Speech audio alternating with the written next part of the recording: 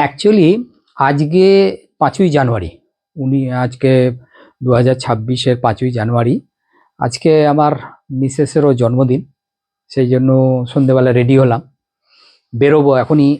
ধর্মতলা সাইডে কোনো একটা ভালো 5 স্টার হোটেল হোক বা যে কোনো একটা হোটেলে হোক, আজকে খাওয়া দাওয়া আছে। যেটা আমার বলার জন্য আজকে ছোট্ট একটা আপনাদের কাছে তুলে ধরলাম, কারণ এই ধরনের প্রবলেম হতে পারে, আপনারাও ফেস করবেন, আমিও করলাম। আমার ফাদারের মৃত্যুর পর ডেথ সার্টিফিকেটটা ওনার কেএমসি থেকে ইস্যু হয়েছিল। তো কেএমসি থেকে ইস্যু যখন হয়েছিল তখন আমি অতটা দেখিনি। পরবর্তীকালে ডিজিটালাইজ করতে যাওয়ার সময় তখন লক্ষ্য করে দেখলাম আমার ফাদারের ডেথ সার্টিফিকেটে ওনার মায়ের নাম, ওনার ওয়াইফ ইন দি সেন্স হচ্ছে আমার মা, ওনার নাম, এবং ডিউরিং দি মানে প্রসেস অফ দি অ্যাডমিশন বা হসপিটালাইজেশন, ডিউরিং দি প্রসেস সেই সময় যে একটা অ্যাড্রেস দেওয়া যায় সেইগুলো ব্ল্যাঙ্ক। তো ডিজিটালাইজ সার্টিফিকেটের সময় আমি যখন কেএমসি যিনি সিওমইচ আছেন, চিফ মেডিকেল অফিসার হেলথ, তা ওনাকে আমি জানালাম, কিন্তু খুব অদ্ভুত ব্যাপার, ওনারা আমাকে বলছেন এসএস কেম থেকে ওটা লিখে নিয়ে আসতে হবে। পরবর্তীকালে আমি এসএস কেমের এমএসভিপি সাহেবের সঙ্গে কমিউনিকেট করলাম, উনি পরিষ্কারই বললেন যিনি হসপিটালে অ্যাডমিশন হন ওনার শুধু ফাদারের নাম নেওয়া হয়। পরবর্তীকালে ওনারা এটাও জানিয়ে দিলেন লিখিত আকারে, মেমো করে সরকারিভাবে, যে হসপিটালে লগ ইনের মধ্যে এরকম কোনো অপশানই নেই এক্সট্রা একটা অ্যাড্রেস দেওয়া, তার মায়ের নাম দেওয়া, তার ওয়াইফের নাম দেওয়া, এগুলো দেওয়া প্রসেস। এদিকে কেএমসি আমাকে বলছেন যে আপনাকে এইটাই নিতে হবে, তার মানে একটা ডিফেক্টিভ একটা ডেথ সার্টিফিকেট, আমার এগুলো সব আছে, আমি সব কেওয়াইসি দিচ্ছি, অথচ ওনারা নেবেন না।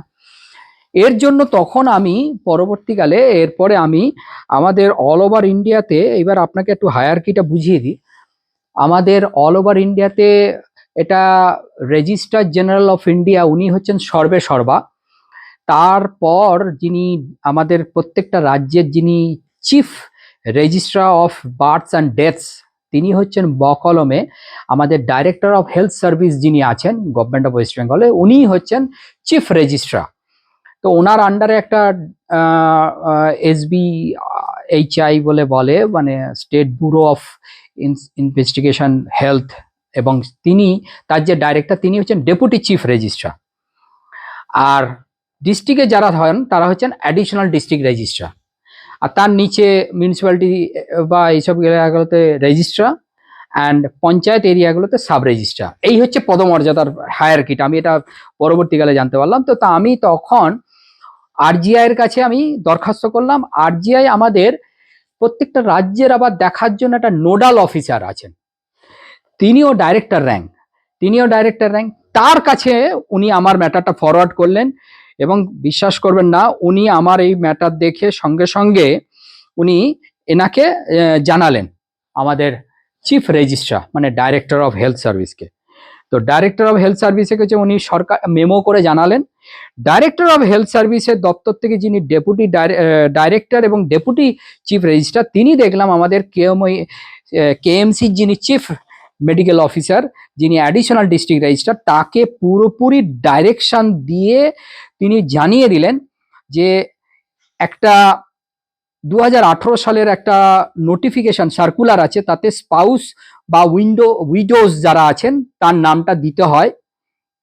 এবং 3 নম্বর হচ্ছেন RBD অ্যাক্ট 1969 2023-এর অ্যামেন্ডমেন্টে রুল 5-এর WBBRD রুলস 2000-এ ইনফরমেশনে যে ফর্ম 2 ফিল আপ করে তার মায়ের নাম এইগুলোকে দেওয়া হয়, সেইগুলোকেও দিতে হয়।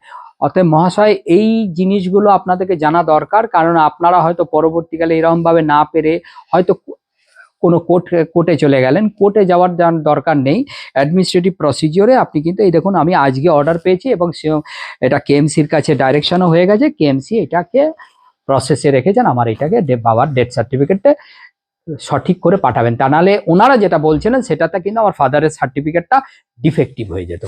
ঠিক আছে বন্ধু, এটা আপনারা ভালো করে দেখে নেবেন।